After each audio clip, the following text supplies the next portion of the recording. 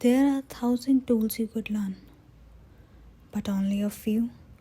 You must learn to be a top tier engineer in 2026. Tonight, we are mapping the journey from the basics to the professional level.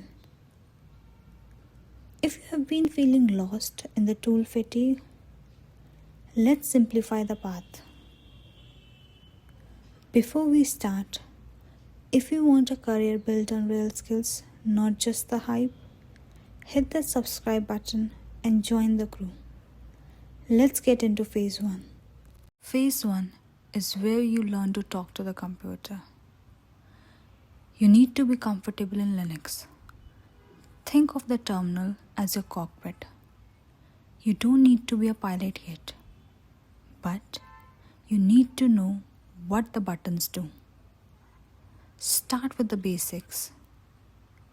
Learn how to move through folders, how to change permissions, and how to manage files without a mouse.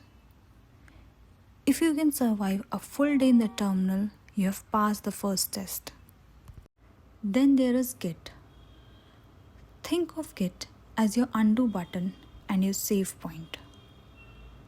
It's how we make sure that if we break something at 4 p.m., we can go back at how it was at 9 a.m. Focus on the core workflow, cloning, branching, and spatially resolving those messy merge conflicts. It's the ultimate safety net for every engineer. And in 2026, it's the only way we track our work. Phase 2 is where you start making the computer work for you. This is the layer we combine shell scripting and Python.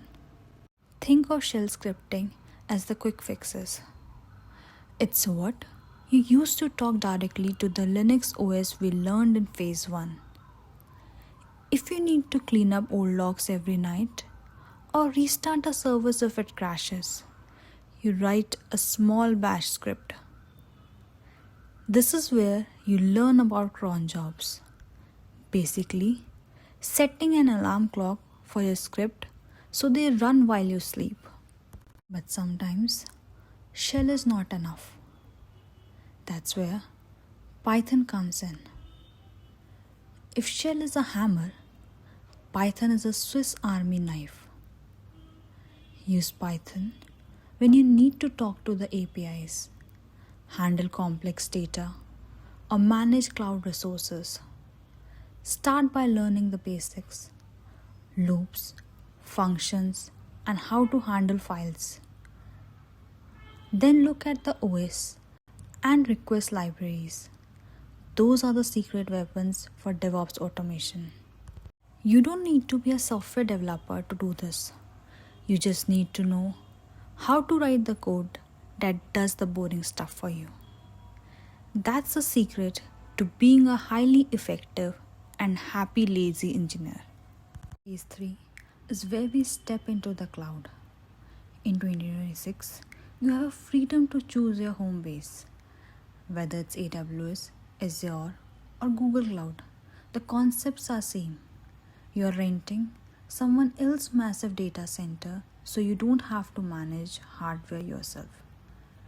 Pick one and get comfortable with its core services. Things like virtual machines, networking, and storage. Here's the catch. We don't want to click buttons in a console all day. That's slow and it leads to mistakes. That's why we use infrastructure as code or IAC.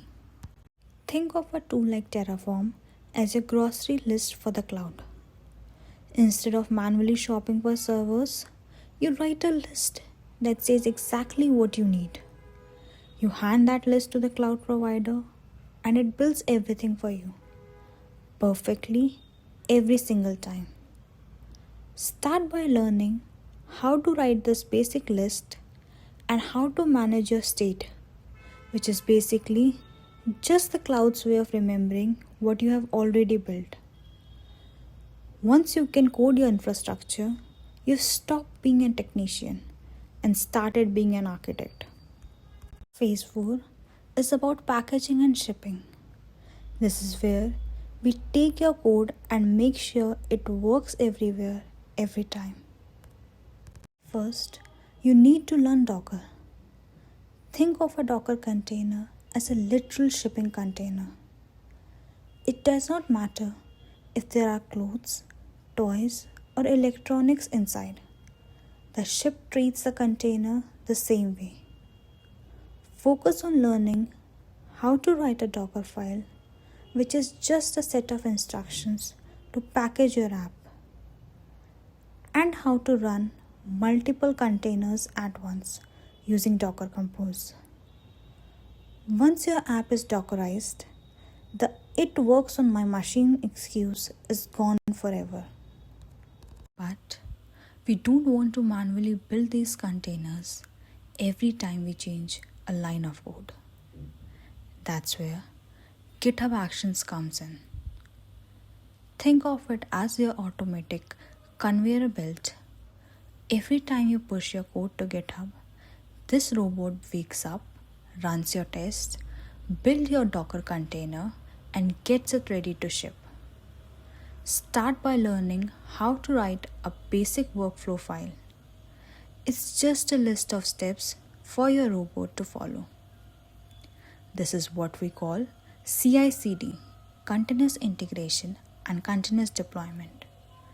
It's the heartbeat of modern tech companies, and it's how you go from being a coder to someone who can build an entire software factory. Phase 5 is the end boss tier. This is where we stop talking about a single containers and start talking about managing a whole fleet. Kubernetes. Think of it as a manager for all those Docker containers you build in phase 4. If one container crashes at 3 a.m., Kubernetes is the robot that realizes it, restarts it, and makes sure the world never even noticed there was a problem. Don't try to learn everything at once. Focus on the basics: how to deploy an app, how to manage pods, and how to handle networking between them. It's a steep mountain to climb, but once you're at the top, you're the one running the show.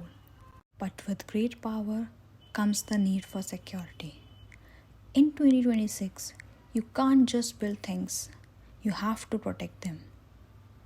This is not about being a hacker, it's just about making sure your front door is locked. Learn the basics of least privilege, which means not giving your apps more permission than they actually need. And start using tools that scan your code for vulnerabilities automatically. If you can manage the fleet and keep it secure, you are not just a DevOps engineer anymore. You're a high-level architect who knows how to keep a massive system alive and safe. Now, a quick reality check. You're going to hear a lot about AI this year. My advice: don't let it scare you, but don't ignore it either. Use AI to explain the complex part of Kubernetes or to help you write your first Terraform scripts faster. Think of AI as a co-pilot, but remember, you're still the one flying the plane.